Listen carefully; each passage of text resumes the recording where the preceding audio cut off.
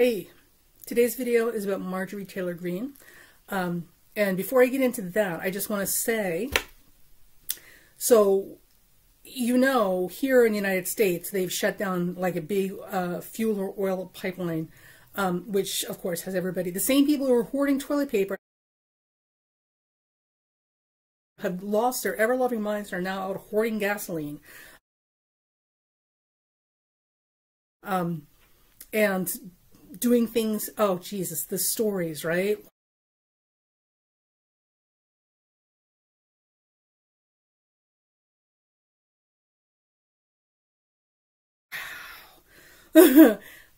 So the reason I'm mentioning this before we get in the video is I thought this was great. So I want to share it with you. I'm going to put it in the notes on the video too. If you remember when we did the May horoscopes, the light and fluffy one of the things that was mentioned is that North Korea and Russia, possibly Iran, but definitely North Korea and Russia, would be coming into the news cycle very prominently. There's something significant with those two countries that were popping up right about now. And the pipeline got shut down. And they know that it came out of Russia, but it's not necessarily Russians, right? Listen very carefully for how they use words. We're trying to suss out exactly what's going on. So what you may not realize is that North Koreans live in Russia. Like there's actually entire pockets of towns and villages in Russia that are all North Korean. So Russia is very homogenous. They're not racist, I guess. Maybe the only thing they know are white people. Literally, it's millions and millions of miles of just white people and a pocket here and there of North Koreans. So everybody kind of keeps to themselves. There's not a lot of interracial marriage between the North Koreans or the Korean Russians and the white Russians. I think there might be one black family in Russia that I saw. I was out there for a week. It was an interesting experience that I would not like to repeat. There may have been one black family, and I'm pretty sure they were a diplomatic family. And there's like a sprinkling of Russian Jews throughout the country, but Russia's a huge country, like the United States is a huge country. So in any event, a lot of Russians don't see people who aren't white because that's all they see for miles and miles and miles their entire lives. So, and they keep to themselves. So with that said, things shaking. With that said, just so you know, there is something other than white in Russia. Pockets of North Koreans floating around in Russia. Now, so this business about, it came out of Russia, but it wasn't necessarily Russian. Okay, so Russia's back in the news cycle, just like we said they would be. And I think it may actually be a distinct possibility that North Korea, which is also very invested in cyber attacks, this may be them. They may be involved in this with Russia or operating out of Russia. Now, obviously, this could be the Czechs, the Serbs, like pick your, antagonistic nation to the United States. But let's keep an eye on that because, wow, how amazing would that be if it were the North Koreans or some North Koreans in Russia or the North Koreans and Russia working together doing these cyber attacks. Scary stuff. But we called it. So I will put a link later when I have some time in the description box to the original video with a timestamp. So yeah, astrology. Okay. So this video, this is just a warm up for you. This video we're doing today is about Marjorie Taylor Green.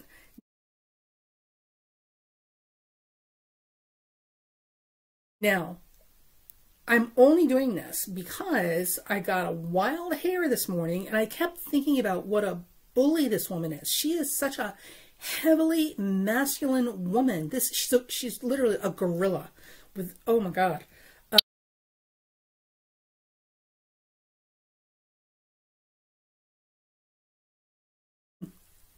But she is such a bully and she's so overbearing and domineering and aggressive. She is so hyper aggressive, right? It's like, where on earth is this coming from?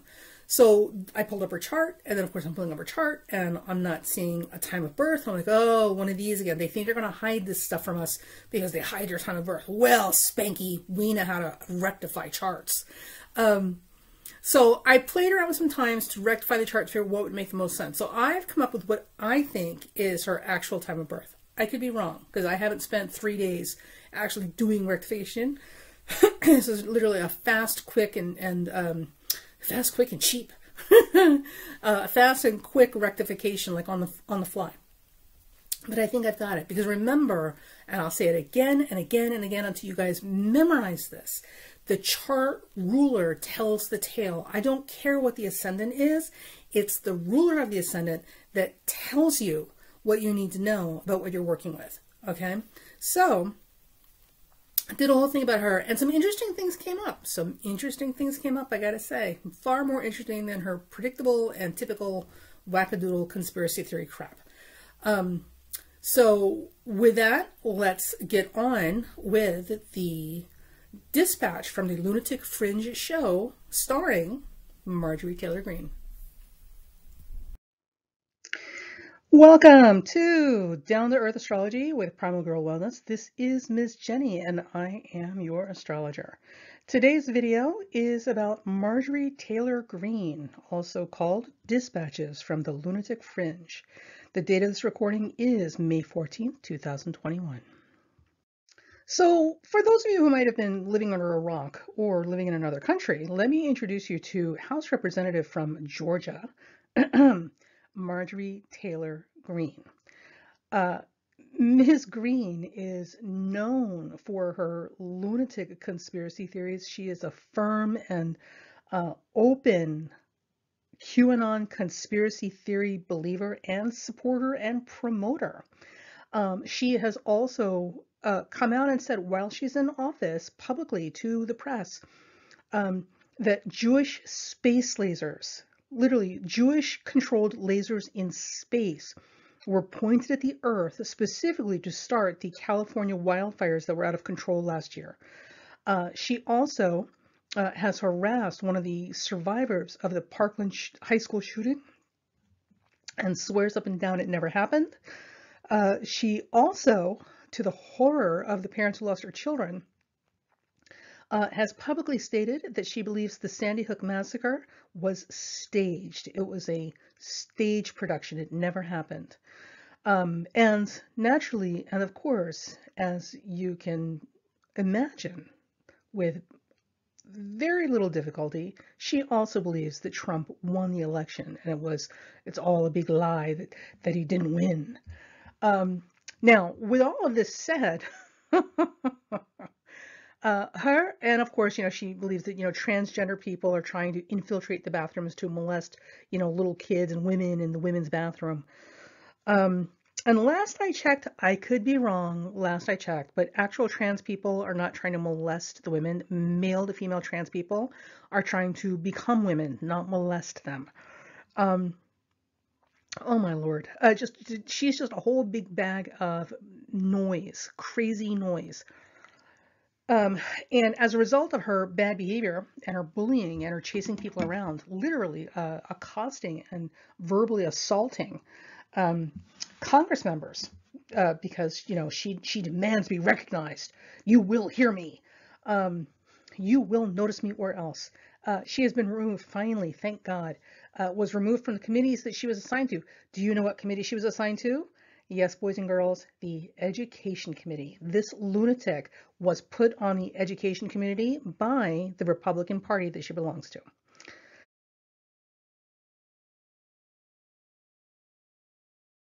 Okay, so let's get into the chart. So the first thing that a lot of people are going to talk about is the T-square in her chart. And the T-square that we are specifically referring to in her chart involves, here, let me get a bigger marker. Let's do this one. This will show up better. Specifically involves her Venus, her Uranus, and her Mars. So this is an uncomfortable position. And this is where we believe that a lot of this bully behavior is coming from, right? However, and this is, I need to put this out here, right? So if you have somebody who has a T-square with Venus, Uranus, and Mars, with Mars as the leg, this does not automatically de facto mean that they're going to be bullies or human trash like this woman is. That's not what this means. So what we can get from this is that with the Venus-Uranus opposition, she's got some very unusual social arrangements, which we've been hearing about with her husband. Um, and also she is drawn to, again, there's that word antisocial, but she is drawn to things that are shocking, and confronting and, very cutting edge, whatever is new and unexplored, like she wants to be right there at the front line with it. Now, this can play out well or it can play out badly. I mean, if she was in science, this would play out well. If she's a politician with very little education and, IQ barely higher than a kumquat, which appears to be the case here, this is going to be bad because she's going to buy into every lunatic conspiracy theory that comes along because, unexplored territory, right? Ooh, it's got to be true. QAnon said so. Oi.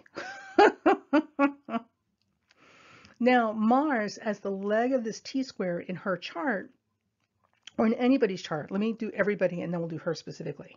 Mars as the leg of this T-square is going to put a lot of pressure or evolutionary drive into pushing out, branching out, exploring new things. Remember, Aries is the sign of the scout. That's why Aries likes to be first, because it likes to go out into air quotes virgin or unexplored territory and see what's out there before everybody else does. Uranus loves pushing the boundaries of convention and seeing how far you can stress test something before it breaks. And they're also huge fans of the unvarnished truth. So with Venus and Aries and Uranus and Libra in opposition to each other, this is somebody who, in a word, has, or in a few words, has no couth, right? Typically, you're going to find that a Venus-Uranus oppositions like this are either very charming because they're very daredevil, laugh in the face of convention, or they're very vulgar and they're uncouth. They have no manners. They have no social graces. They don't know how to be diplomatic, or if they do, they refuse to be that person. Now, with Mars setting up the leg of this T-square, a lot of pressure comes out through that Mars, right? Or that Mars levers that opposition very, very strongly, making it even more exaggerated. So we are definitely seeing this Mars in action because it's a heavy, heavy-handed sort of martial expression, right? The thing about Mars in Cancer, though, there's a couple of signs that will do this, and especially Aries and Cancer. They're very self-oriented. So with Mars in Cancer, we should not be surprised, that she's very committed to, the homogenous expression of herself. So she sees herself and people like herself, as being the only thing that matters. Because other people, listen, when it comes right down to it, other people, as long as they look like her, are the only things that matter because they look like her, which really means that the only thing that matters as far as she's concerned is her. Yeah. Okay, so now I've set up this chart. I'm thinking she's about 18 Taurus rising. Now, 18 Taurus rising is going to give us Venus in Aries as her chart ruler. Okay, so Venus as the chart ruler generally gives you a more feminine expression. It's not enough to give you this overly aggressive, hyper masculine expression that this silverback gorilla has. I know women with Venus in Aries. I know lots of women with Venus in Aries. They're all very competitive. There's a lot of Aryan qualities, but hyper exaggerated, masculine, aggressive, domineering behavior, it's not what they do. That's not a Venus and Aries expression specifically. And even though she carries the square to Mars, right? So we've got this, get this out here. We've got this Venus-Mars square, right? You would think, okay, well, that should make her much more aggressive. Maybe she's Aries rising. I mean, she could be Aries rising, but I doubt it. With the Venus-Mars square, it's going to exaggerate, or especially with Aries and Cancer, it's going to exaggerate, increase the hypersexuality, which we're hearing about. With Mars and Cancer is very sideways and very private. So love affairs, love triangles, like big, flaming, embarrassing soap opera love triangles. And cheating, lots and lots of cheating and slipping out the side door. Is more common and expected with this particular square, right? And there are other There are other planets and signs and combinations that will give you the same expression, but in her case, with this square, just looking at these two sets of planets and signs, she would be driven, and especially with Uranus involved, right? So she would be driven to have these little affairs and tete-a-tetes. One, because she gets off on the thrill of, you know, being bad. Ooh, I'm so bad. I'm doing this taboo thing. And with Uranus there, again, it's flying in the face of convention. It's doing things that people just don't do, just to show that she can do it. Because Aries likes to be first, likes to be in your face. Yeah, she's charming. She's charming. Okay, so now here's, before we get back to the T-square, here's the other thing I want you guys to notice. Look at this. She has a Sun-Neptune opposition, and I'm going to bet you good money that she's a first house sun. Okay? Now, remember when we talk about Meghan Markle, because Meghan Markle also has a first house sun, and we talked about narcissism and how an unhealthy person, right, a toxic personality with a first house sun is going to display malignant narcissism or very toxic narcissism, the egomania, right? Which I guess would be a different word for narcissism, although there's subtle differences between them. But the egotism, the egomania, the egomaniac, right? The narcissist, the out of control malignant narcissist, if the person is not healthy, that's what you're going to get with a first house sun. Now, this first house sun, look at this. It's opposing Neptune. Now, typically I don't come down hard on Neptune because I've got a lot of good things to say about Neptune. But I will say in this particular case, depending on where Neptune is and how it's being used, it can be problematic, and you can see the less appealing sides of Neptune. And in this case, we're definitely seeing it. So if we have the correct time of birth, right, give or take a couple of minutes, and she is in fact middle degree Taurus rising with a first house sun opposing Neptune in the 7th, this would suggest a couple of things. One, she has absolutely no idea who she is. She's literally living her own la-la land. And also, with Neptune involved in Sagittarius, first house sun, and this T-square involving these crusading planets, I would bet you good money that this woman actually believes, she sees herself as a Joan of Arc character, right? You know, a savior who's come to save her people. Never mind the fact that with all this angular, strong Neptune, like, she can barely find her way out of a cereal box without some guidance. Yeah. So, you know, when we talk about her mental health, there is, and I don't typically say this because I don't agree with it, but there is the possibility that she may have, well, let me put it this way. There is the possibility that she may have more mental health challenges than other people because of who she is. And I say that because her chart ruler is here in the 12th house, right? So right there we know mental health and mental hygiene is a big deal. She's also got the sun in the 1st, which we know is a very self-centered, self-absorbed position, right? And it's opposing Neptune, which also, because it's a 12th house planet, has a lot to do with mental hygiene, right? So if it is taken care of and managed well, it's not a problem. This is somebody who lives to serve other people and is kind and compassionate and has a lot to teach and offer, right? If it's not handled well, what you have is an egomaniac who's convinced that they're here to save everybody from themselves, and they feel like it's their mission in life to go on crusades, right? You know, to crusade for everybody, you know, and to stomp on everybody's toes and sensibilities along the way, because the only thing that they see as the right way is their way, right? So it's my way or the highway. For her, it's literally my way or the highway, because the right way is my way, and that's the only way. So however she envisions the world, there's a distinct possibility that there's literally no room for any other interpretation of reality. And that's problematic when you're dealing with somebody in leadership or policymaking positions, right? It's bad enough when you have people like this as parents. That's bad enough. But when you're talking about people who are in position to impact many, many lives, right, that are certainly well out of her experiences, then it becomes even more problematic. So she is loose cannon is a good word. She's a loose cannon. Okay, so there's that. Now the other thing I want to point out with this, and I thought this is interesting, right? So the seventh house rules the marriage partners. Now, I don't know if you guys have heard. I don't know if you have heard. But she is well known for having some flagrant and open, in everybody's face, not even trying to hide it, affairs with other men while married to her husband, who she's still married to, by the way. And not even being respectful and trying to keep this discreetly under wraps. No, no, no, like literally like waving it in everybody's face, because that's wow, right? Just wow. So when we look at the seventh house in her chart, we're looking at her marriage partner. Well, her seventh house is Scorpio, right? So Scorpio is ruled by Pluto, and Pluto's here in the fifth. Now, we're going to get to this in a second.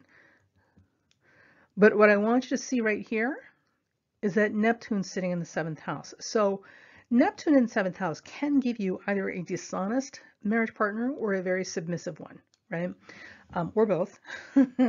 Or it can give you an artistic marriage partner. There are a lot of potential manifestations for this Neptune.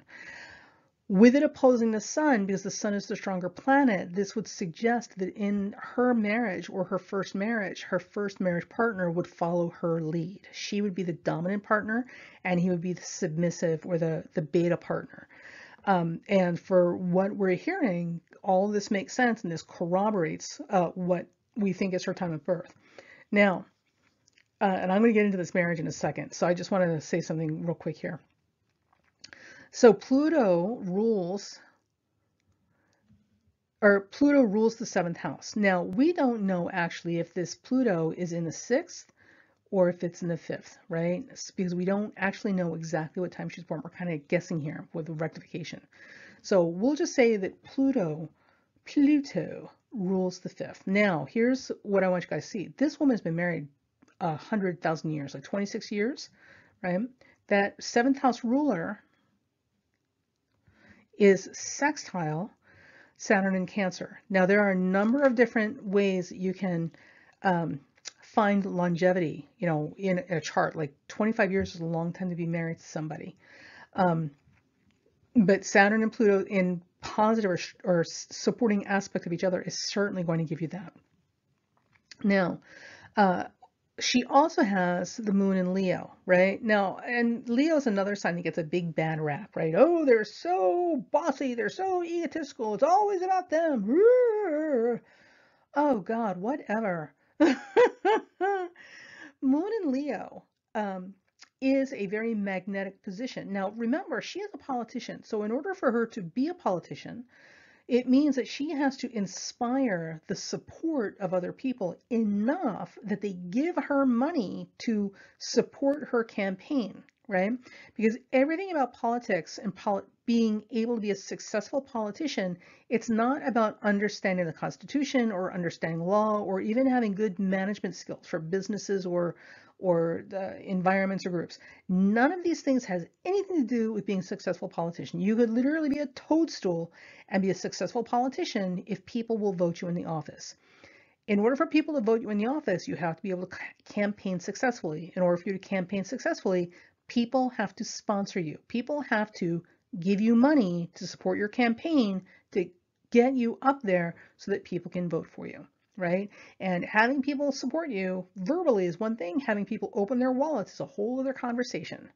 So when it comes right down to it, when we're talking about politicians, no matter where they are, ultimately, the success of a politician, the way politics are run in our country, has a lot to do with the ability to inspire financial support or financial donation from people. The more financial support and donation you can get from people, the more likely you are to get voted in the office because you'll be the last man standing or the one that is most ubiquitous everywhere, right? They see your face everywhere, so that's who they think of when they go to the polls. And if you don't believe me and you're not quite grasping what this means, I want you to think about your local elections. Do you know who's running? Do you know anything about them? The last time you went to the polls and voted, do you remember any of those candidates on any of the tickets for any of the offices other than the big names that we were seeing all over the headlines all the time? Any of them? Any of them? Like even your local governor. Can you name your local governor, right? Your state rep, your state senator? Chances are the one you're going to remember is your senator's name, maybe. But if you were really hard pressed to tell us who your state representatives are, right? Or who even your governor is, and what their policies are, and what their voting record has been. I guarantee you're almost 99% of us have no idea. And the only ones who remember are the ones whose names keep coming up in front of our faces. Just like selling Coca-Cola, everybody knows what Coke is, and yet they keep still advertising themselves, because more than knowing who they are, they also don't want you to forget who they are. So because they know that if it's in your face all the time, you'll remember it. And when a choice has to be made, you're going to go with the one you remember. That's how this works, and that's how this mushroom got voted into office. And given the part of Georgia that she is from, a lot of this has to do with, the sharing the views of the people in her local community, who probably have enough money to donate to keep her campaign going. Anyway, so with that said, that moon in Leo, because the egotism, egomania in her chart's coming from here. The moon in Leo in her chart is going to make her much more magnetic, right? And much more charismatic as far as the people right here in the fourth house in her home area. So she's going to have a very, very strong following in her local fourth house home, right? In her local area. And also remember, the moon rules the third, which is the local neighborhoods. But once she gets out of whatever podunk county she's from in Georgia, all that flash and pizzazz and, hardcore loyalty that she was getting from there completely dissipates. It's a whole other ballgame once she's out of the neighborhood. So big fish in a little pond. All right, now, the other thing I thought was interesting, you know what, let me come back to that. Now, also too, she has, since we're talking about whether you actually have to be smart to be a representative or a senator or a politician, she has Mercury at 27 Gemini. Now, Mercury at 27 Gemini is going to make somebody and Matt Gaetz shares a similar Mercury position. I believe he has Mercury in Gemini as well. So Mercury and Gemini, the thing you have to understand about Mercury and Gemini is they're very good at the talking points. They're very superficial in their thinking, and they will amass a lot of information from a lot of different places. But the things that they will remember and spout off typically are buzzwords, hot phrases, catchphrases, and just the highlights, the high points. If you want deep, meaningful, thoughtful, intellectual examination of something, Mercury in Gemini is not the person to do it. They can barely have a conversation for more than 5 minutes without wanting to stab themselves in the eye with a fork if you're boring them to death. This isn't to say that all Mercury and Gemini people are smart or not smart, but this is to say that the way the intellect works with Mercury and Gemini, it's literally like Reader's Digest or Highlight Magazine. Like, just the high points, please. Just the high points. I just want the talking points. Please don't kill me with this, 20-page dissertation. I just need the high points. And that's what they will parrot, are catchphrases, buzzwords, and high points. And if you listen to her talk, just like Matt Gaetz, they're going to lean heavy on catchphrases, buzzwords, high points. But if pressed to get into deep, meaningful explanation about something, they'll fall apart, and they're going to lean even more into catchphrases, buzzwords, and highlights, as well as, now talking in circles, right? And trying to talk their way around the question when they give you an answer, as opposed to answering you in any meaningful depth. So, this is the thing, like when it comes to politics and manipulating the public masses, right? Everybody's got the attention span of a gnat. But what they also know is that it takes a very special person, typically very heavy Saturn, Pluto, right? That to really get into, the details of stuff. Because most people don't have the time or the energy. We're working for a living. We're exhausted. We got things to do. We don't have the time or the energy or the inclination to start a second career, in our spare time as a political analyst. And these people know this, which means that they don't dummy down what they're saying. What they do is they pick the catchphrases, buzzwords, and high points and regurgitate them in a really pretty package for the general public. The less educated or the more ignorant someone is, the more appealing that type of presentation is. Because just like her, please don't bore me with the details, just give me the high points. With Mercury and Gemini, She's going to be very, very good at this. Now, Mercury makes a wide sextile to that moon, that warm, charismatic, magnetic moon. So she literally, air quotes, speaks their language for her local area, right? Whatever that language may be. But that doesn't necessarily make her better in terms of dealing with other stuff, right? There's some serious deficit or lack here. And in some ways, she and Matt Gaetz are very similar, which is unfortunate that they're in the positions of leadership that they are, because that's not what we need. Anyway,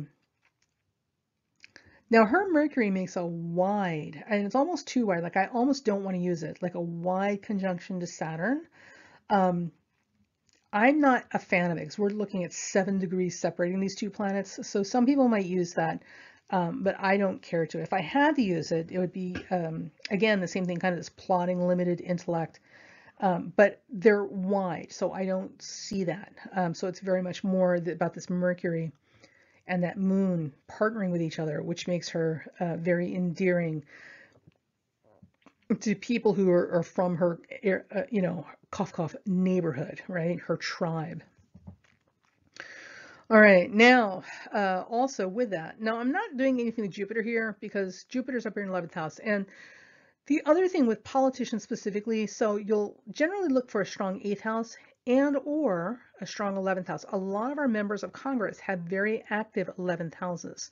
The 11th house has to do with large groups of people, right? Working on teams. And you're definitely in a large group working as a team in Congress. The other thing is that the 11th house has to do with the legislative body as a group effort, right? Which is different from the office of president. So again, the 11th house is where you're going to see a lot of Congress members are going to have very active, very lit up 11th houses. On a very local level, down closer to us, people who are your neighborhood watch people, people who are the neighborhood organizers, people who do very heavily involved in their local church or volunteering or anything that involves organizing, mobilizing, and working as part of a team with a large group in the area, whatever area they are putting themselves in. You should also probably see a very strong, supported, and active 11th house for them as well. Now, she does have Jupiter in Pisces. Jupiter's in its ancient rulership of Pisces, and it's in the 11th house. So Jupiter rules your luck. Jupiter in that 11th house means that she's going to be very lucky when it comes to working with large groups of people. And she was, because this ill-qualified silverback gorilla managed to get herself not only voted up into as a representative in Congress, but they also gave her, of all the people to give this position to, gave her a seat on the educational committee. Oh my God. Jesus. This is what, anyway, sorry. Yeah, so Jupiter in Pisces offers a lot of support and protection. And in her 11th house, she's protected by groups. So she's always going to benefit by being part of a group. She'll never be able to stand on her own and be successful, even though in her mind, right? Miss, I am the savior. I'm here to crusade for everyone else. I am the champion for the people. Even though that's what she believes about herself, at the end of the day, when it comes right down to it, she's only ever supported and protected and safe inside of a group on her own, left to her own devices, without the group flanking her on both sides. She's got, literally, she has no stamina and she has no defenses and she's got no ammunition to work with, as it were. There's not a lot happening here. Now, this Mars in that 3rd house, listen, I'm going to tell you, anybody with Mars in the 3rd house, you got 2 things happening. One, they drive like a speed demon. So I would probably not get in a car with somebody who's got Mars in the 3rd. They may be prone to accidents while driving, but mostly because they're lead feet, right? They drive like they're in the NASCAR or the Indy 500. The Autobahn. Everything is the Autobahn. The other thing is Mars in the 3rd house is generally what you get is very sharp, inflammatory speech.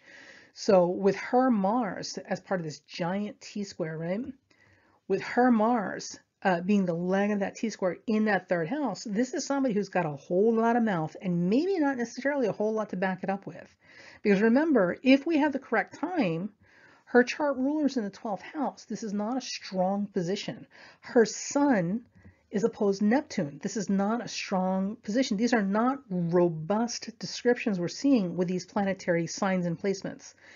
So that Mars, that fiery, loud, brazen, uncouth Mars is in the 3rd house. So she's all mouth. This woman is literally like oh my God, she's like those little noisy dogs, right? Right, the smaller they are, the more they bark, right? She's like one of those. Now, let's see what else we got here.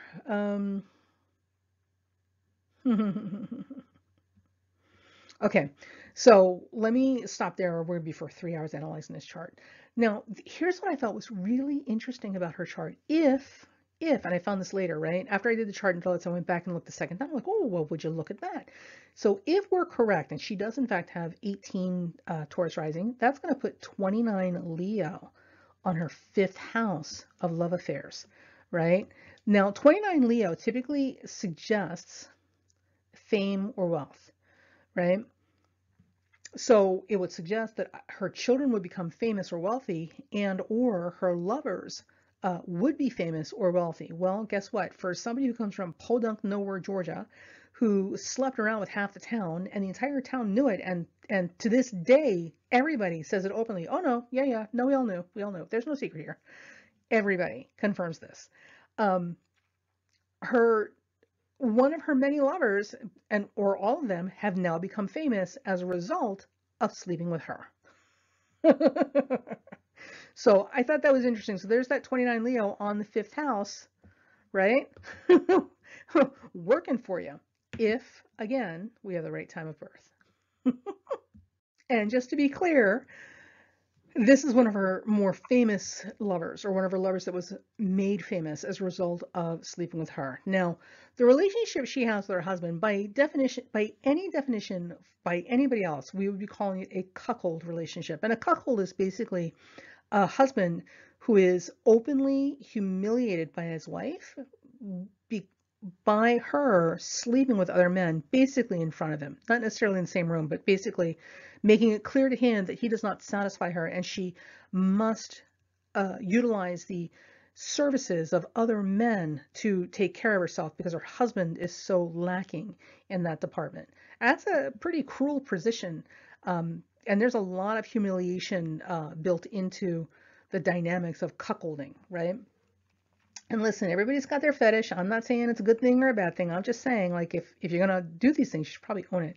But anyway, this guy is a character. So he is apparently a member of the gym, and he's a tantric love professional.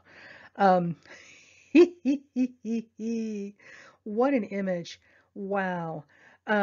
So if you're interested, I'll put the link again also down in the description so you can get it. There's a whole article about her cuckolding her husband with all these lovers, and specifically quotes from people who live in the town that all of these people are all verifying and confirming, yeah, no, it really happened. It was not a secret, and if it was an open secret. Like everybody knew because she was not hiding it.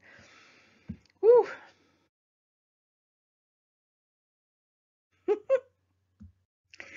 So, we've got this T-square with Venus, Uranus, and Mars, right? And we've got this Sun-Neptune opposition on the angles, and, I mean, there's still not really enough there to explain this belligerent, hyper-aggressive, hyper-masculine behavior of this woman, right? I mean, literally, I was wondering before I did the chart, I was wondering if she doesn't take testosterone or steroids herself, because she certainly has that way about her, right? Way too much, like, ugh. Um, but we pulled the chart. Now, her chart has loaded with fixed stars, okay? So this whole list, all of this, let me use a different one. All of this, these are all fixed stars that are connected to her chart. The ones that I think are notable, specifically, and we'll go through the list as we do this, right? So Pollux conjuncting Mars. Pollux is, and there you go, Pollux is one of twin fixed stars, and Pollux is very aggressive and violent and hard-headed and belligerent and pugnacious, and it's conjuncting Mars, which is the leg of that T-square in her chart. So there's where that hyper extreme over masculinization, over aggression, overly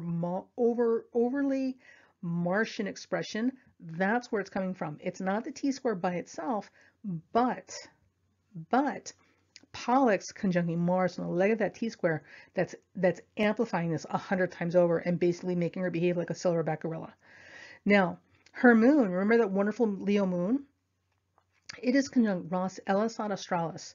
No, Ras Elisad Australis as a fixed star is again a very belligerent, overbearing, domineering moon, and it's also passion that's completely out of control. It's a very dangerous position to have something, because Ras Elisad Australis at that degree of the moon in Leo, or with her moon in Leo at that degree, sorry, will make her blind to any version of reality because of her own passions. So literally, once she gets her inflamed with belief or anger or whatever it is that like really gets the juices flowing in her, then she can't see anything after that. Like literally all she can see is whatever she's seeing or believing, and that's it. And remember, she's got Pollux, this violent fixed star, conjuncting her Mars, which is the leg of that T-square. So this combination right here is bad news. This is an extremely difficult placement to have. It's great if you're a boxer, right? It's great if you're like I don't know, I would say a military person, but I'm not even sure you should be around weapons if that's the case.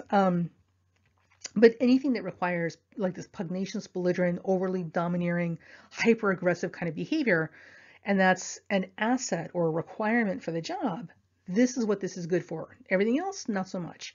And that also explains, right? If you think about these two things, this also explains why her first husband, well, right now her only husband, would have to be a much more passive partner in order for this relationship to survive. Now, she's been with this guy for 26 years as of this year. That's a long time to be with somebody with this personality. So he must be a very passive person. I've got some suspicions about him. We'll get into that in a second. Now, she also has Hyades conjunct the sun, and again, this is not a happy position. The Hyades are the storm cluster. Oh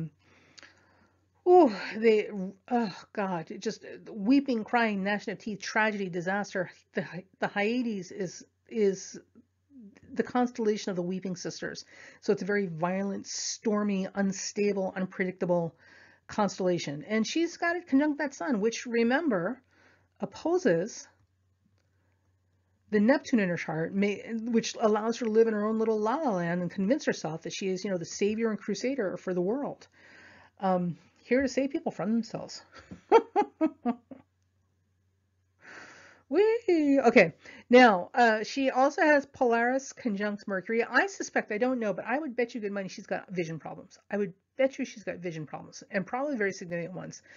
So I'm really surprised she doesn't wear eyeglasses. Now, she could be wearing contacts, but if she has significant enough vision problems, I would expect her to have very thick glasses, which makes contacts kind of hard to wear if that's the case.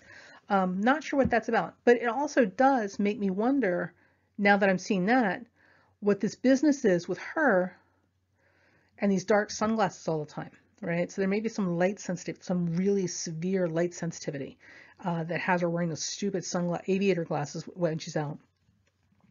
I don't know. So if you know, put it in the comments. I don't know. I'm speculating at this point. All right, now here's where some of the other stuff gets interesting. So this was pretty telling, right? Arcturus and Spica are both very, very fortunate fixed stars. Now, for her, they're conjuncting Uranus. Now, remember, she's got Uranus as part of this T-square with Mars, right? So you're looking at this and you're like, well, okay, what does that mean?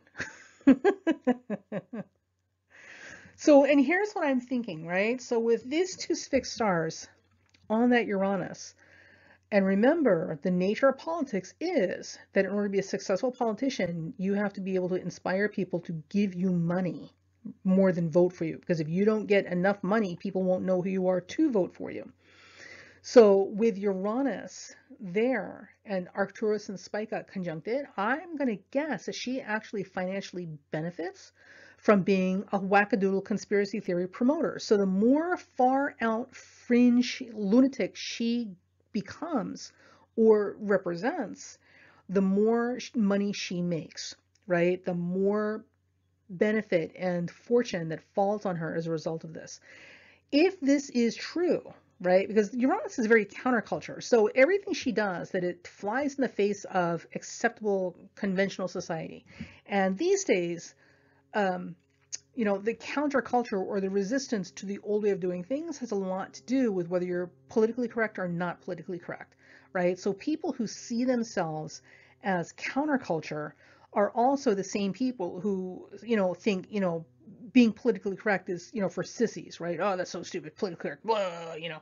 So the people who are hardcore non-PC people are the same people who consider themselves rebels. Ooh, I'm a rebel.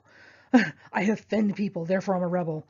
Um, and they would absolutely be Uranus. So her whole thing would be about appealing to these people who are anti-PC or anti-politically correct. These people who believe that by being offensive, you know, gratuitously offensive because you can, right? You know, free speech. Um, I have the right to insult anybody I want and make them feel bad, and you can't say anything about it because it's a joke. This may be exactly what's going on and where she's benefiting and pulling financial support. Now, my concern about this is if that is the case, because she is not going to stop, like she needs to be able to support herself, and she's got a first house sun. She loves attention, right? Remember, in her chart, she's got the sun in the first house, if we've got the correct chart, right? So this means that this woman lives for attention. She, like Meghan Markle, she must have attention or she withers up and dies. So if you start ignoring her, she'll start getting louder and more obnoxious and more inflammatory and whatever she needs to do to make you pay attention to her. With this on top of it, right? Not only do we have this to contend with, now we've got this, right? So on top of being a giant attention hog, she financially benefits the more insane she starts to sound, the more offensive she becomes, or the more antisocial she behaves. That's concerning because this first house sun is never going to stop needing attention. Never. It will always need attention. And it will always do whatever it needs to do to be the center of the stage. And if you're financially benefiting from it, like there's only one direction for this to go, and that's worse and worse and worse and worse, or further and further and further, you know, down crazy town lane. So that was concerning. It's worth paying attention to. So let's see what happens with her, because I suspect she won't be around after 2022. So she's only got a year, and then she's going to drop off the thing. So let's see how much more insane she gets in her desperation to be relevant and to continue receiving attention and financial support like she's getting right now while she's driving the crazy train for other people. Now, the last thing I just want to mention here, right, is this. I thought this was interesting. So Neptune, remember that Neptune over here in that 7th house, which is marriage partner? Neptune is conjunct the fixed star Han. Now, with the fixed star Han, the only information we can find for it is it's of the nature of Saturn and Venus, and it brings trouble and disgrace. And certainly in terms of her husband, she has absolutely proven to be problematic for the marriage. You can't tell me this was easy for him or for anybody else. And they've got kids. She's doing this out in the open, literally in everyone's faces, including her kids and the parents who know her kids. But also disgrace. I mean, she's literally disgracing her husband with his behavior because, you know, Jesus, you got kids, man.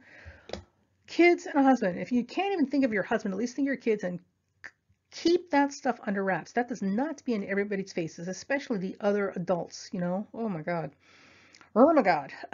So these are the fixed stars. So when you're looking at fixed stars in a chart, understand that the fixed stars are not the be all end all of something, but they will amplify or increase things that are happening in chart. The other thing too is with like in her chart as an example, this preponderance of fixed stars. Like look at this, right?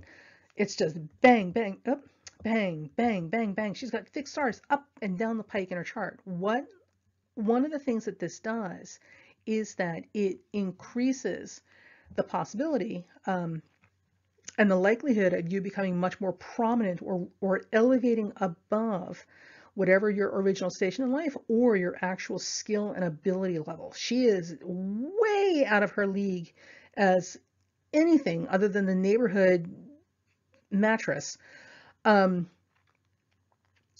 But with all of these fixed stars, she has now been guided into this position because apparently one of her roles in his lifetime is going to be to play out something, to characterize something as part of a bigger evolutionary process. So she is the sacrifice that is being made, you know, for the group, the betterment of the group, because she will become symbolic of something, right? Now, oh, almost forgot, right? Alferg is Venus. And remember, we think she's Taurus rising with Venus as her chart ruler. Venus is here in 12th. Okay. Alferg has a lot to do with success through determination. So one of the things that this promises is that she will be successful at pretty much anything she puts her mind to because she's so determined that she will continue with it until she achieves some level of success with it, or she dies. Now, the thing about it is, you know, in life, if you've lived any length of time, that being determined and doggedly going after something still does not guarantee you're going to be successful. You can commit your entire life to a failing project and still have the project fail. Being determined about something does not promise you success. What Alferg does, this fixed star right here, is it promises that if you remain determined and you stay on course to something, success will come. It will. The final outcome will be success, but you're really going to work for it. With Alferg conjunct her chart, what we believe is her chart ruler, success is going to become hers because of her dogged determination to achieve that goal or ambition. With her chart ruler in the 12th house, we think it's in the 12th house and we think Venus is the chart ruler. If that is the case, the 12th house has a lot to do with karma and spiritual principles. So there is a much bigger thing at play here. So her success has a lot to do with the unfolding of an evolutionary process and possibly her being a sacrificial lamb because it is the 12th house. So she may have to die on that cross because she represents something that needs to die. Not physically, but you know what I mean. So I found this picture of the two of them. Apparently they used to be CrossFit gym owners. Her father owned a construction company, and then at some point she bought a CrossFit gym, and many of her affairs have been with other CrossFit members of her CrossFit gym or her managers, or like she's basically got a giant dating pool at her disposal. And she is also a big CrossFitter herself. Now, I'm a huge fan of CrossFit. I'm a huge fan of women powerlifting. I'm a huge fan of women's strength training. I'm all about women being powerful. This woman is not that. This woman is literally the equivalent of a silverback gorilla in high heels. She's just this, oh, good God. Pollux conjunct Mars. Mars is the leg of a T-square with Venus and Uranus. Venus on the chart. Oh, yeah. Anyway, she is an exception all to herself. And one of the other reasons that I'm saying I think she's Taurus rising is she's very much Earth rising. And I say that because she's built like a fire plug, and this moose face of hers, right, with this big thick neck, this is not specific to CrossFit. She looks like, I hate to say it, but she looks like a bull, right, or a cow. And I don't mean that in a derogatory way. I don't know, like, so she looks like she's got like a bull's face or a cow's face, which is different from having a horse face, like one of those long, like Ann Coulter has a horse face, that long horsey face.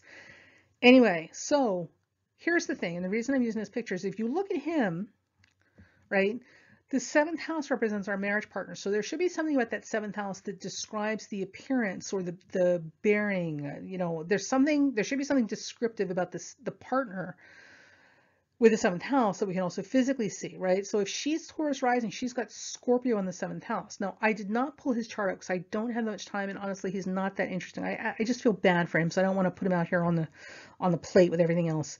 But if you look right here, right, look at this. He's got that scorpionic, like Cro-Magnon kind of heavy brown, deep set eyes.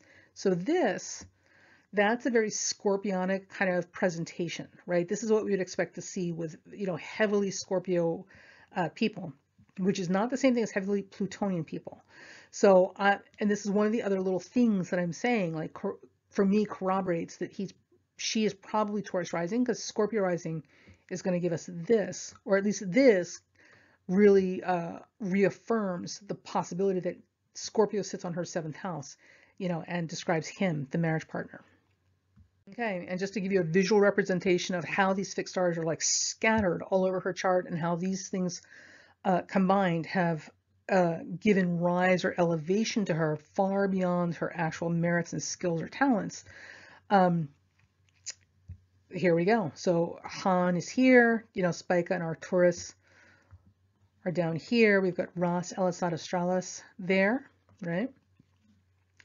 The other one that I didn't mention in the list of fixed stars, and Alfred, Hyades, Polaris, is Tehat posterior.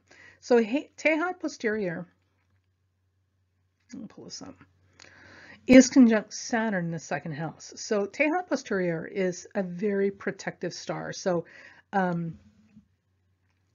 it's a lucky protective star. So it's like a little lucky charm in your pocket with it conjunct Saturn. So here's something that I think is interesting.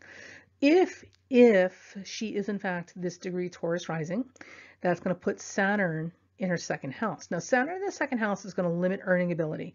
So there's always going to be a struggle, with resource management. So being frugal and living lean and not living to excess is the only way to work with a second house Saturn. Because if you are overindulgent, or you're living beyond your means, or you're not managing your resources effectively, Saturn will kick your butt every time and bring you right back down to earth. So it doesn't mean that you can't make money. It just means that Saturn requires a much more pragmatic, practical valuation of your money and your resources. So Saturn in the second will not let you be frivolous with your money. Everything must make sense and be sufficient and efficient, right? And she carries in the second house. Now, there is the possibility that this inhibits or limits her earning ability, and she may have, because listen, she's got Moon in Leo, right? And she's got this giant T-square. Like, this is, talk about living large. And she's got that Sun-Neptune opposition. This is not a woman who knows how to do things in little ways, right? So I can only imagine her finances are the same thing. Like, she doesn't like financial limitation. So I suspect with Saturn here in the second, right, that she gets spanked by the universe a lot and has her, checking account closed, her credit line shut off by the universe as a result of her overindulgence and her impulsive spending and all this not better financial management that she needs to do if she's going to successfully work with that second house Saturn. Now, this is why I'm saying this. With Tehat posterior on that Saturn, what this also does, it creates protection there. So she may have come close to bankruptcy many times, a few times, or she may have come close to, God forbid, having a budget. But that Tehat posterior fixed star, that protective fixed star, is always going to come in the 11th hour and save her. So there's always going to be something that pops up that keeps her from financial ruin. And that may be, and this is why I'm bringing all of this up, that may be exactly why she decided on a lark to run for Congress. Because it's clearly not about governing like a mass diverse group of people. It's not about representing, the community as a growing, evolving community, because she only does, listen, she's got Mercury in Gemini. She only does talking points. She doesn't do a lot of deep, in-depth thinking. And if you look at her college and business and professional background, there's nothing there to support that this is a deep thinker. This is hardly a scholar. Or anything else. Everything she's done in her life has been about making money and making profit for herself. So I don't imagine that she suddenly decided that she needs to be a civil servant, and a public servant out of the goodness of her heart. it's money driven, right? So a Tehat posterior conjuncting that Saturn, my suspicion is that she got into politics specifically because she's decided that this is the best way to make a lot of money fast, right? And long term, right? So that may be what that Tehat posterior did, is it opened up the window and said, hey, you know what? You might be able to save your financial behind if you do this. So that would be interesting. That's certainly something worth looking into later, maybe by somebody else who has more time. But definitely keep an eye on that, because her motivations are not public service. There is nothing in this chart, absolutely nothing in this chart, that speaks to, suggests, or insinuates that there is any desire to be of service to anybody else. This chart is an all about me chart, literally all about me, all about my glory, all about my fame, all about getting more attention, all about making money, all about showing the world just how important I am, and thumbing my nose at society while I'm in the process. That's what this chart screams. That's not a public servant, and certainly not somebody you would want to vote into a government office that serves the public. But, you know, listen, just my opinion. All right, so I found her date of marriage, and I don't know what time she was born, or born. I'm so sorry. I don't know what time they got married. So again, I'm kind of playing with times, and I'm thinking that if she's in fact 18 Taurus rising, give or take a degree, right? So let's bring that 7th house cusp to the ascendant as, you know, the time she got married, which is not always the case, right? But I'm just guessing here. So that's why you see this. Okay, we don't actually know what time she got married, but I'm guessing it might have been 2 p.m. in the afternoon. In any event, since we're not really sure what the time is for the marriage chart, just ignore all of this. We're not going to use any of the houses, right? We're just going to look at the planets. Now, for the marriage chart, remember, she's been married 26 years. Good God Almighty, that's a long time to be married to somebody. And we're looking for signs of longevity in the chart, right? Well, what do we got here? We have Saturn trining Pluto. Saturn trining Pluto will absolutely give you longevity in the chart, which is good if the marriage is good. It's bad if the marriage is bad. So what could be eternal happiness can also be eternal hell, depending on who you're married to and how much you like each other.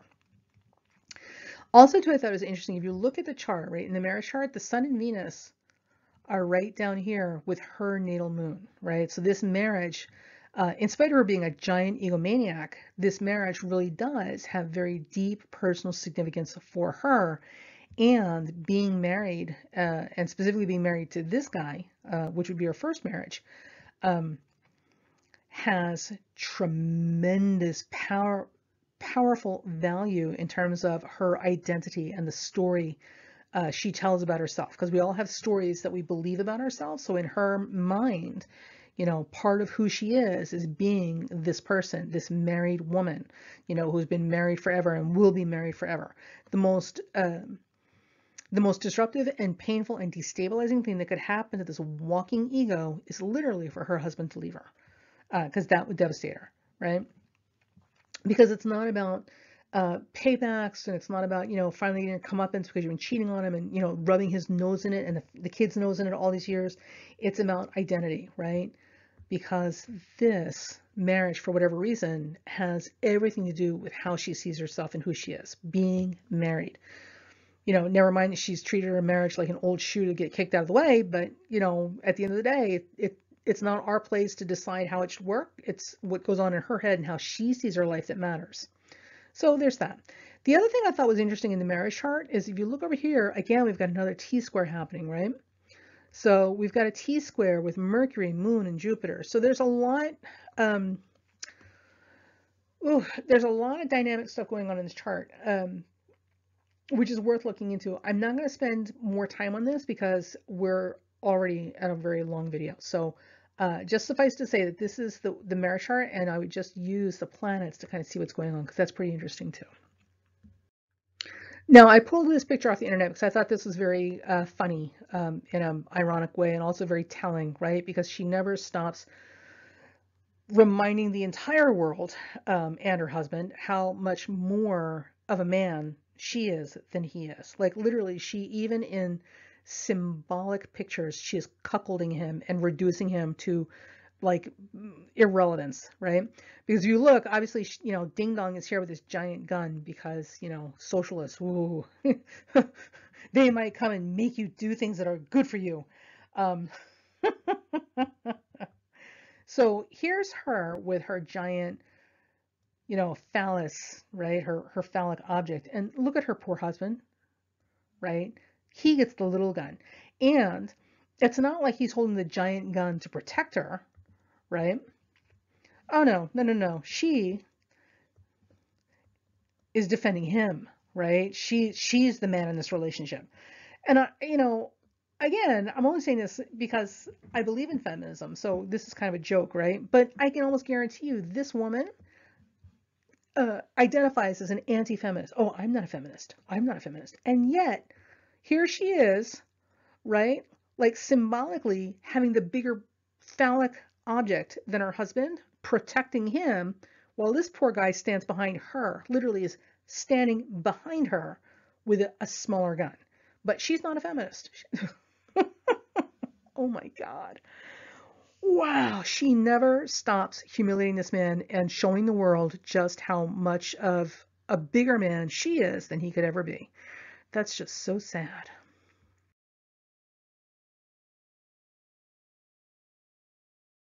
All right, so when you're rectifying a chart, you want to look at major life events. So we were looking at the marriage date, and we're also looking at the day she was sworn in, 'cause that's a pretty significant event. And one of the things that we're looking for, obviously, is 11th house activation and some other stuff like sort of stuff. So we're so the day of her swearing in, and again, I'm not completely sure, the information I find is it looks like all of the members, the representatives, were sworn in by Nancy Pelosi at 7:17 p.m. I'm not completely sure, so I didn't use that time, but if you're interested, that's what we've got. The swearing in, from what I can find, was January 3rd, 2021 at 7:17 p.m. in Washington, D.C. I did not use the wheel for that time because I'm not completely sure that's the time it happened. The planets, however, are going to be where they should be. The only thing that might move a little bit is the moon, but I wouldn't even worry about that. So, because the moon's only going to move a few degrees. So we put her chart in the middle, right? And the swearing in chart on the outside. And now we're looking at how these things are connected, right? How is this swearing in connected to her chart? So the first thing is, look at this. We've got Neptune all over that Jupiter. So Neptune all over that Jupiter that's a tough position to have, because Neptune and Jupiter together can be a very magical position. Neptune and Jupiter together in your personal chart can make you more delusional than usual, because Neptune is the ethers, it's the other world, right? It's the alternate reality, not alternate facts. You know, and dreams and dreamscapes and illusions and all of these things that are not necessarily tied to Saturn things like reality and the world as we live in it. So I thought that was interesting, and I didn't have a lot of time to get into that, but that is there. Now, the other thing too is she naturally carries Mars at 22 Cancer. So normally her Jupiter is kind of wide. I wouldn't use that as an aspect or as a major dominating aspect. However, Neptune at 18, just past that 15, pulls that Mars in even closer. So now Neptune is actively bringing together that Mars-Jupiter trine, right? So anything that Mars and Jupiter in her natal chart is going to offer or promise is going to be really brought up and out in the open, but in weird, fuzzy ways, maybe even dissolving or making confusion about the direction she needs to go in. You know, as part of this transit, which is all tied to her swearing in. So it is entirely possible that she literally may lose her way or forget why she was there in the first place before this is all done and over. This is not a great combination of things to have as the beginning of a major event in your life. So there's that. The other thing is, look at this. She's got the transiting Mars has just crossed her Venus, you know, at the time, and transiting Venus is also part of that, right? So we've got Mars conjunct Venus and then Venus trine Mars. I would bet you good money, and listen, I know this is very vulgar, I'm sorry, but, and it's not specific to her, literally it would be anybody with this particular combination of things happening in their chart.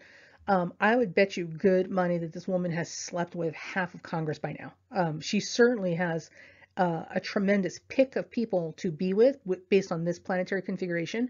And more importantly, she would be well received. So that moose face silverback gorilla that literally is more mannish than her husband is.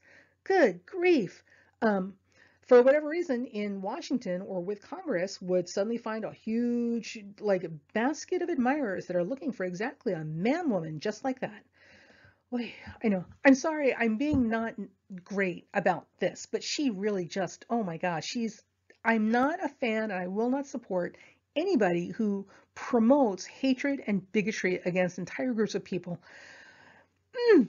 And honestly, like, she put herself in public office and she promulgates this insanity. Like, she's making herself the target of ire because she's saying and doing things that deliberately and intentionally put other people in harm's way. So I can't. She can take a little, you know, a little free use of adjectives. Okay, now here's what I thought was interesting also too. If we do in fact have 18 Taurus rising, right, that's going to put 153 Aquarius on the midheaven. Now, at the time of this swearing in, look at this, Saturn was at 158. So her time is maybe a little off here or there. But if this is the case, this means that when these two things come together, right, when Saturn and that midheaven, like the little sweep hands on a clock, come together, we would expect something to happen. And Saturn is very much about what you've earned. Saturn will give you what you've earned. And if you've earned a spanking, you're going to get a spanking. If you earned a trophy, you're going to get a trophy. So this would have happened within 6 months, less than 6 months. With this close and tight a conjunction, I would have expected a major Saturnine event to occur in less than 6 months, maybe 3 or 4 months, right? So let's see what happens. Oh, hey, so you know what happened? She was removed from her seat on the committee for the education committee. She was removed, which essentially means that you are not allowed to participate in anything anymore at all, and you're just an appendage. You're just in the way, which of course means that she's basically wandering around Congress collecting a paycheck and doing absolutely nothing because she's not allowed to do anything because she doesn't belong to anything. So it's kind of like when you're in high school and you don't belong to any of the social groups and you go into the lunchroom and you go to sit down, except there's no tables where you can sit because you don't belong to any of those groups either. So you're just kind of wandering around, like looking for a place to belong somewhere, and that's kind of where she's at right now. So this removal occurred, ready? February 4th, 2021. So this Saturnine event did in fact occur within a month of her being sworn in to Congress. So I thought that was pretty interesting. I thought that was very interesting. Now, with that said, the chart for when she was removed, right? So here's what we got. Here, now we've got Venus at the top of the chart, right? And this is a separation of like 2 months, maybe. I would give that 2 months, maybe 3. And remember, like this, you know, one way or the other, right? Now the other, right, and that's the other thing too, is that Mars at this time is within 4 degrees of what we suspect is her ascendant, and the moon over here is also 3 degrees. So we're looking at somewhere between 2, 3, and 4 months from the time of this removal. 2, 3, 4 months for something specific to happen. Now with Venus here, we would expect something good, right? And with Mars and the moon like that, this is typically a separation, okay? So that may be still coming into play, and it's also about power, the acquisition of power. So let's look at the dates on this. So if this occurred in February, March, April, so we're looking at April, May, and then June. This means if I've got the right time of birth for her and I'm looking at the chart correctly, so within 2 months, which would be Venus, right? Well, what do you suppose happened in 2 months after she was removed? Well, you know what happened? Hang on, I'm going to show you. Oh, look at that. Guess who she teamed up with for the America First rally? Okay. So this America First rally kicked off at the same time that Matt Gaetz, I think it's like May 7th, right? His birthday. Matt Gaetz was having his personal chart lit up like a bonfire. Their first day of this rally, Matt Gaetz's chart was lit up like a Christmas tree. So this is, for whatever reason, this is a very significant or symbolic event for both of them. Um, and as more so, especially for Matt. Now, I've looked at her chart compared to Matt. There is no sympathetic or attracting factors between the two of them. So this is literally opportunism at its finest. So these two are literally trying to use each other to platform up or leapfrog somewhere else. I'm not sure what their end goals are, but there's no sympathy between them. There's no attraction between them. You know, aside from the fact that she's an adult, so she's clearly too old for Matt. um, there's something else going on. They're using each other to try and accomplish something else. I suspect a lot of this has to do with money, right? And fundraising. So this, because remember, she gets financially rewarded. The more fringe elements, like lunatic fringe she gets, the more she gets financially rewarded. So there's that. And Matt desperately needs sponsors and donors and like literally the last rats on a sinking ship. Like he's desperately clinging to whatever he can hang on to for people who will stand behind him, because he's pretty much lost everybody at this point, because he's going down in flames like a plane. So this occurred in April. No, this was May 7th.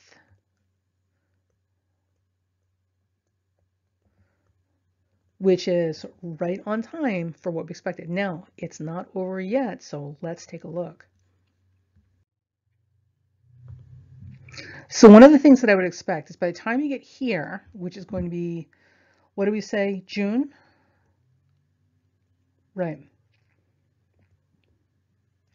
Which will be in June 2021. This right here, this hot mess that I wouldn't wish on anybody, is going to become very active in her chart. Now, this could, because it's coming across the 1st and 7th house, this could be any number of things, up to and including serious and major marital problems.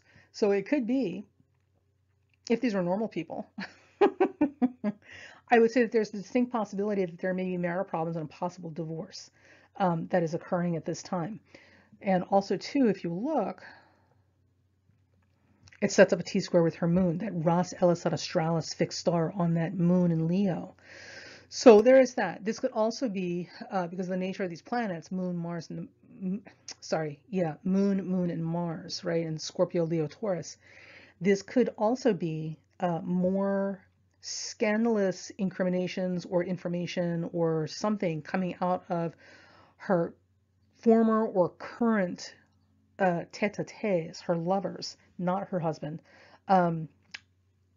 or having to do with, you know, again, finances, financial mismanagement, overindulgence in things. But I would definitely expect some sort of scandalous thing coming up in June. So that's literally around the corner. So let's keep an eye on that. And in case you didn't notice, right, girlfriend is on a Jupiter return. Woo-wee. So the thing with Jupiter returns is Jupiter returns are supposed to be amazing, lucky Santa Claus has come to town just for you sort of events. Maybe, sometimes. Jupiter returns can also go by very quietly, much like Saturn returns. They're not always huge, alarming spectacles. Sometimes they just come and go very, very quietly and plant seeds, right? Depending on what's going on. But certainly it does represent a time of growth, expansion, protection, support, and luck. And, you know, ultimately it's up to you to do something with it, right? Or, you know, try not to, you know, what is the term I'm looking for? Try not to use up all of your 9 lives, you know, on your Jupiter return. So she's on a Jupiter return. Now, Jupiter is only in Pisces for a little while, and it's going to back up into Aquarius, and then it's going to charge forward in Pisces again a little bit later, like after December, I believe. November, December of this year. So we've got a reprieve in here where it's not going to happen. Like, well, what exactly is going to happen when she gets closer to that Jupiter return? So I'm thinking February 24th-ish, give or take, is when this is really going to kick off. Now, I looked at it. Not only is she going to be on, Jupiter will finally get to her Jupiter. She will be on her Jupiter return around this time. These planets, Venus, Mars, and Pluto, are all going to set off that T-square in her chart, right? So February of 2022 will be a pivotal period of time for her. And that may very well be when the straw that breaks the camel's back finally lands. So it could be her professional life, it could be her family life, it could be her marriage, maybe it'll be her mental health, because, you know, like QAnon, seriously? I don't know. You know, maybe she'll have a come to Jesus moment and actually behave more like a Christian. I don't know, but we will find out. So February 2022 is the, you know, church bells ringing for her. For her to have her come to Jesus moment. Maybe she'll get elected into, you know, into a senator seat. You know, Kelly Loeffler's running. Why not her? Ooh. But anyway, so this took a lot longer than I expected. I'm so sorry. This is the quick, fast, and dirty examination of, you know, Marjorie Taylor Green and her dispatches from the Lunatic Fringe. Hope you enjoyed it. All right, you guys. Hope you have a great day. Bye.